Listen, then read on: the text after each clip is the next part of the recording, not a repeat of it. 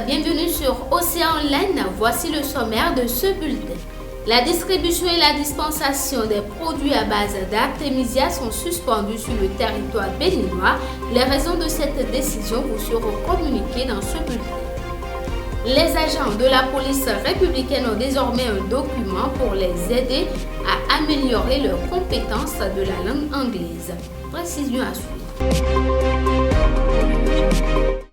Mesdames et messieurs, bonjour, bienvenue une fois encore dans ce bulletin. L'École internationale du théâtre du Bénin, située à Togouin, a organisé une cérémonie d'ambiance. Cet événement est avant tout un acte de remerciement au gouvernement pour avoir épargné le site de la dite école lors de la libération des espaces publics, précisément sur la route des pêches. Reportage. Des pas de danse savamment orchestrés par ces hommes et femmes de l'École internationale du théâtre du Bénin, une ambiance née pour deux principales raisons. Nous célébrons le fait que le chef de l'État retienne que cette école ne sera pas rasée, elle va demeurer à sa place sur le côté de la plage de la route des pêches. Nous travaillons avec près de 600 personnes, 600 artistes. Nous avons voulu les associer à notre remerciement au chef de l'État et profiter de ça pour pouvoir distribuer ces attestations qu'il demandait depuis un an. Je dis merci au chef de l'État parce qu'il n'est pas toujours évident que les écrans qui sont devant lui, devant un chef d'État, lui permettent de voir la justesse des choses. Cette décision, ce n'est pas lié à Alwindin, c'est lié au Bénin. C'est la première école d'art à envergure internationale créée au Bénin par un privé. Spécialisée dans la formation à l'auto-emploi, l'École internationale du théâtre du Bénin dote ses étudiants d'un diplôme de licence professionnelle en art et en technique de théâtre, un diplôme obtenu après 3 ans de formation. C'est une école théâtre. C'est quoi une école théâtre? C'est une école où en même temps il y a un théâtre. C'est-à-dire que c'est un endroit culturel, c'est un centre culturel en même temps que c'est une école. Cette école-là forme en licence professionnelle en art et technique de théâtre. C'est 3 ans. Avec le baccalauréat, on arrive et on fait 3 ans. Mais la particularité de notre école, c'est que on forme à l'auto-emploi. C'est un régime internat et qui fait que ils sont concentrés pour apprendre ce métier-là.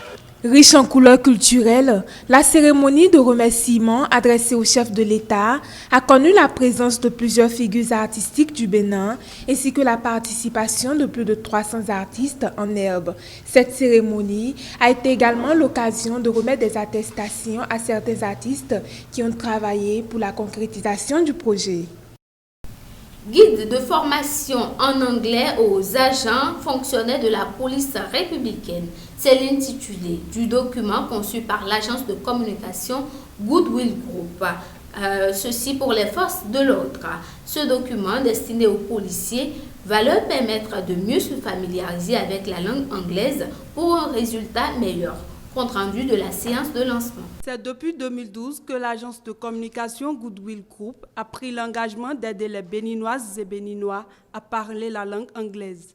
Une langue qui représente aujourd'hui la première langue vivante la plus parlée au monde. Cette entreprise issue de jeunes gens des universités du Bénin, du Nigeria et du Ghana est à encourager. Depuis 2016, le gouvernement de son Excellence, le président Patrice Talon, a innové beaucoup d'actions et de réformes pour la promotion de la langue anglaise. Ainsi, l'agence de communication Goodwill Group, créée depuis 2012, s'est résolument engagée dans la formation des cadres à divers niveaux de l'administration publique et privée. C'est le lieu de lancer un appel à tous les fonctionnaires de la police républicaine de faire confiance au savoir-faire de nos formateurs qui sont déployés sur toute l'étendue du territoire national. Nombreuses, en effet, sont les offres d'emploi qui requièrent des candidats la capacité à rédiger un CV ou une lettre de motivation en anglais. De même, dans des entreprises à l'extérieur, la maîtrise de la langue anglaise est un des atouts pour accéder à un poste de haute responsabilité. En bien des connaissances dans la vie professionnelle, en l'occurrence la non-maîtrise de l'anglais, constitue un sérieux handicap. L'anglais est devenu une langue incontournable et aucune organisation ne peut se dérober. Pour cette raison que nous connaissons, nous organisons pour ce faire une journée de l'anglais appelée English Day. Alors cette journée se fera une seule fois par an. Et ce jour, tous les Béninois, partout où ils soient, vont parler uniquement l'anglais. Maounou Khodonou, le directeur général de l'agence de communication Goodwill Group, a mis l'accent sur l'importance pour les agents de la police républicaine d'avoir une bonne maîtrise de la langue anglaise. En effet, en raison de la proximité du Bénin avec certains pays anglophones, les échanges tant sur le terrain que dans l'administration seront plus aisés. Me fondant sur leur programme et la méthode d'enseignement adoptée, je rassure les autorités de la police républicaine qu'elles ont trouvé la bonne école et les félicite d'avoir permis de concrétiser le projet. C'est à ces mots que je demande à toutes les structures et organisations nationales comme internationales qui appuient la promotion de la langue anglaise de nous soutenir pour que l'anglais d'ici l'horizon 2030 soit une langue plus parlée par tous les Béninois. L'agence de communication Goodwill Group a pensé apporter en plus en proposant le programme de formation en anglais parlé à la Direction générale de la police républicaine. Un programme qui a été effectif grâce à la vision de Soumaïla Yaya et de toutes les autorités à divers niveaux. Les réformes dans le monde sportif ont été exposées aux acteurs du milieu par le ministre Oswald Omeki. Au cours de cette rencontre, le ministre en charge des activités sportives a fait la lumière sur certains sujets pour le bien des joueurs et des encadreurs. Suivez ici le compte rendu. De grands projets sportifs exposés aux acteurs impliqués par le ministre des Sports Oswald Omeki. Désormais, il sera institué au Bénin que l'ensemble des clubs qui participent au championnat professionnel soient des clubs professionnels et appartiennent à des personnes morales et commerciales. Cette réforme est faite dans le but de sécuriser d'abord la rémunération des joueurs et des encadreurs, d'augmenter le niveau d'intensité de nos différents championnats et enfin d'établir, d'instaurer dans notre pays le business du sport. Parce qu'aujourd'hui, les entreprises que nous avons rencontrées sont invitées à créer des sociétés sportives qui ensuite vont, à travers des conventions, opérer la partie professionnelle des associations qui, elles, continuent d'appartenir à leurs différents membres fondateurs. Dorénavant, le Bénin va disposer de 2 types de championnats, a expliqué le ministre, au cours de la présentation du modèle des sociétés sportives. Un championnat professionnel qui va rassembler les clubs qui remplissent le cahier de charges afférent au championnat professionnel. Et dans ce championnat, joueurs, encadreurs seront rémunérés, les budgets seront connus à l'avance, votés, adoptés par les conseils d'administration des sociétés sportives. En échange, la société sportive qui opère la partie professionnelle finance le sport féminin dans les disciplines où on a besoin de le promouvoir et surtout le sport des jeunes au profit de l'association qui garde la main sur la partie amateur. Et donc on aura ce championnat professionnel d'une part et le championnat, les compétitions amateurs d'autre part. Une réforme importante qui permet de prendre un pas important sur l'avenir, surtout de faire du Bénin une nation sportive qui respecte les règles en la matière. Le sport va connaître un pas important, le sport va connaître plus de rayonnement. Vous savez que l'État béninois, sous la conduite du président Talon, a commencé à faire beaucoup de choses pour améliorer les conditions et qu'aujourd'hui, le gouvernement est résolument engagé pour continuer à faire les choses de sorte à faire du Bénin un modèle en matière sportive. Il ressort donc que les engagements du gouvernement pris dans le domaine du sport sont respectés. Le sport béninois se révèle et s'impose grâce à ses performances et ses résultats depuis 2016. C'était là le compte rendu de la séance du ministre Oswald Omeki avec les acteurs du monde sportif.